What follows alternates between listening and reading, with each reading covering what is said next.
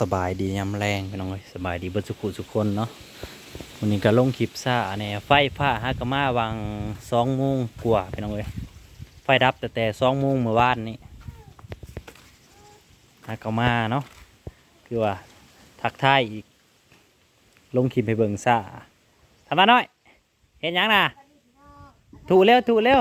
ถูปลาลุงเร็วถูห้ามเห็ดหยังห้ามเห็ดหยังเด็ดดินทรายบ่ห้ามเล่นดินทรายบ่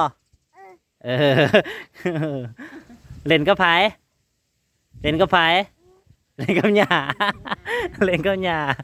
เอาเล่นกับหญ้าบ่เล่นโลดคำจังอาบน้ำคำจังน้อยจังอาบน้ำเล่นกับหญ้าไปน้องเลยเล่นดินทราย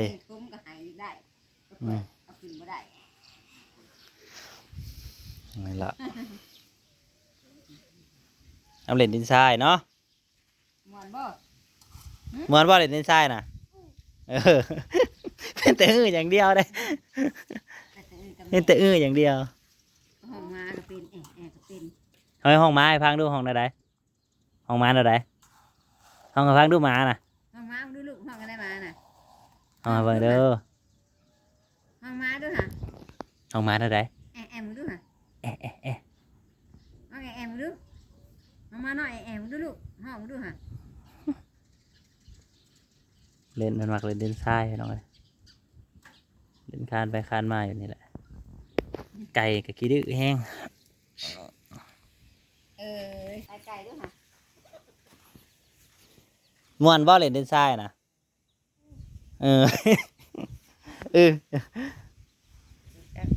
ใช้ปลาลุงอยู่ไสนี่สบายดีปลาลุงดูถูไหมดูงามสวยถูเป็นเด้อเล่นโลดมาหน่อยตอนนี้บ่หลักกันต้นดอกไม้ไปนะไปอีกแล้วผู้ข้าไปอีกแล้วบ่ได้ย่างยังดอกคะแนนนี่นะแต่ละมือเพิ่นก็ต้องเล่นดินทรายแหละคำมามันห่มมันก็เล่นดินทรายน้องเอ้ย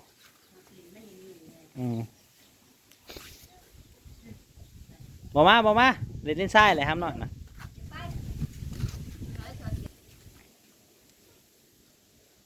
ควายเขียนทรายดู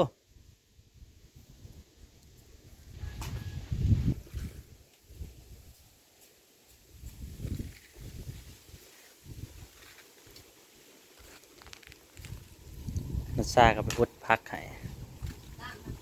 พูนเรื่องอะไรก็ยังนอนอยู่มาแต่สักยา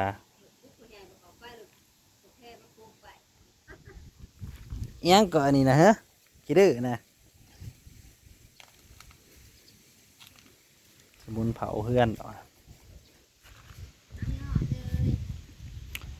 มันนี่ก็วันสิ้นใหญ่ไปหน่อยบริจักสิกินข้าวกับยังแต่ละมื้อครับ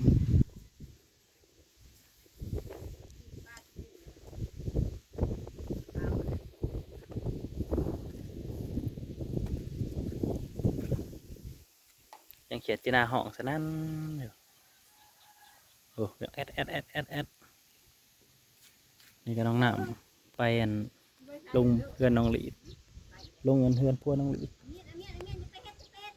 มาเบิ่งท่านนี่กับพี่น้องน้ำหงลายให้ได้ฝนตกหวานหงลายให้ได้น้อนะยังพอท่านได้ไทยหุดดอกพี่น้องหุดตะกะกับประมาณวันอาทิตย์หน้าผมเด้อสีไทยหุดกับไปซื้อน้ำเมืองน้ำมันก่อนน้ำมันก็ยังพอท่านได้ซื้อจักลิตรเลยท่านเตรียมอย่างเลยเสียดายพี่น้องเอ้ยพอท่านมีอัน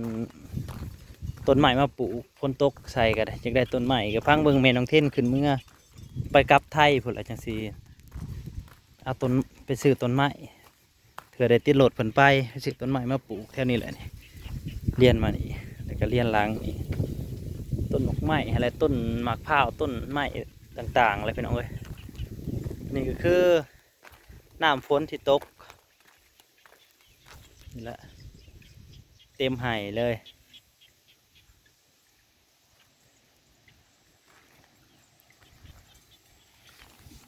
ให้หลุมก็เกือบเต็มให้แล้วน่ะซาฮดนี่เบิดแล้วบ่พอแล้ว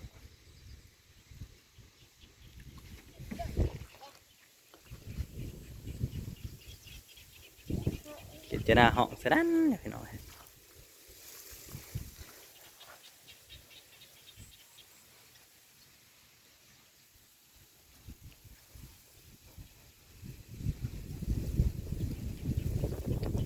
ฤดูการทำหน้าก็เปิดแล้วพี่น้องเอ้ยเปิดฤดูการทำหน้าฝนตกแห้งก็ที่ว่าเปิดฤดูแล้วหลายคนก็เตรียมไถเลยพี่น้องไถสิหวานเพราะว่าส่วนร้ายบางคนก็หวานเอาบางทีก็ลูกบ่อยู่ลูกไปเหตุงานอยู่ไทยเหลือแต่แม่กับหลานอยู่หวานเอาแม่กับพ่อกับหลานหวานคือเฮานี่หวานบ่ได้ดอกพี่น้องเอ้ยหญ้ามันจะขึ้นหลายเห็นว่าขนาดรถซื่อๆนี่ก็ยังขึ้นเลยหญ้านี่ก็จักสิลงได้หรือบ่รถไถก็ได้พี่น้องเอ้ยก็ว่าสิติดลมบ่จักหรือเท่าใด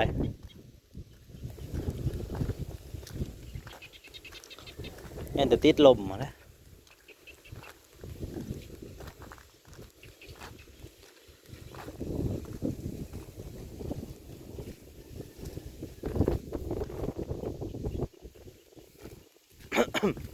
รถไถพะหยอยังอยู่บงเก่ายังบ่ไปทางใดอยู่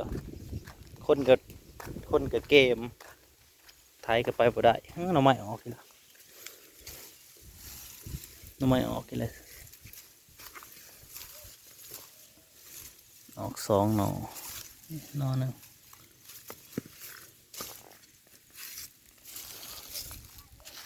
ฝนตกดีให้ก็ออกดีทำไม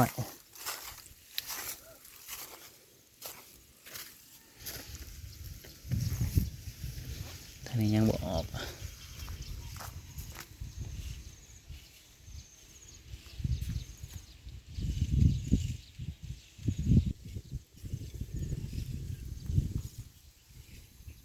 ก้อนนี้ก็ออกแล้วเป็นอะไร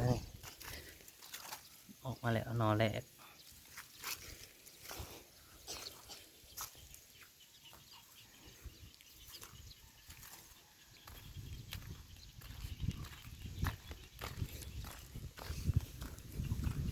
เป็นแดดที่สดใสแบบว่าท้องฟ้าที่ปลอดโปร่งแห้งพี่น้องงัวที่เขาไปถ่ายคลิปเขาเจ้ากระจูดเลยพี่น้องเพราะว่าเจ้าของงัวเขาเจ้ากับบุมีไผ่บุมีไผ่หูขาวเลยว่าไผ่เป็นเจ้าของงัวเด้งูป่ามาหลักกินปลาได้ไงเห็นแต่หาง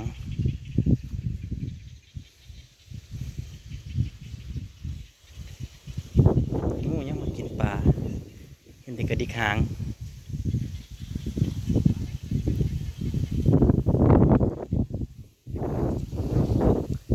ต้นมะพร้าวกำลังงามพี่น้อยหลายปีแล้วสิปลูก2 แถวหลังน้ำตอนนี้ก็ยังบ่ทันมีต้นมะพร้าวทันมีต้นใหม่มาเลยวันที่10 กว่าบอกแม่น้องเทนเป็นวันสิกลับไทยเอากระสิติดรถไปกระสิซื้อต้นมะม่วงต้นนี้ยังละพร้าวมันหักอยากแพงเนี่ยคือว่าเอาได้ต้นมะพร้าวต้นใหญ่ๆที่หัวหน้าซื้อนี่คือว่าสูงประมาณสูงใหญ่กว่านี้นะสูงนี่ต้นละ450บาทโถนี่ได้จะอีกจาก4-5 ต้นเนี่ยนะว่ามันแพงเลยกันต้นน้อยก็ยังดีอยู่ต้นน้อยก็เข้ามาปลูกใส่เวลาเอาแหละมันก็จะได้หลายต้นกว่ากันภายในเขตหน้าห้อง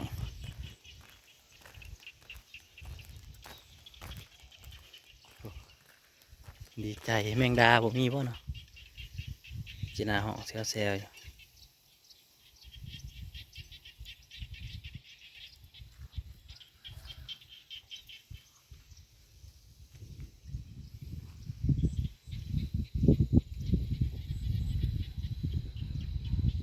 ปลาออกจากหน้องแล้วก็ให้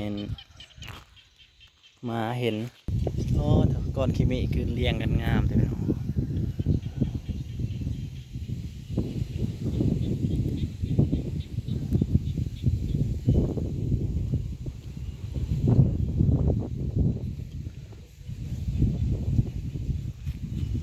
ถือว่าเบิดพายุแล้วล่ะ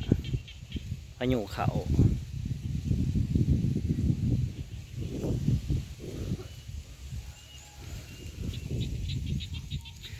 มีเสียงเกจนาห้องโอ้ยมีใจเลยเป็นเอาไว้คือยามหายามหน้าเนาะเสียงเกจนาห้องเดี๋ยวได้บรรยากาศขนาดเกจนาห้องฝ่าหลังฝนมันก็สวยงามเสมอขึ้นว่าล่ะต้นไม้ก็สดชื่นเนาะขอบคุณผู้จุกูทุกคนที่มาหับชมเนาะขอบคุณหลายๆที่รอไปกับคือบุให้ลงคลิปไฟฟ้าดับแต่ว่านี่ไม่ต้องแบตเบิดลงคลิปให้เบิ่งแล้วตอนแรงแล้วก็ถือว่าแบตกับเบิดพอดีบ่มีหยังเลยบ่ได้เคลื่อนไหวหยังเลยไฟมาหวัง2 โมง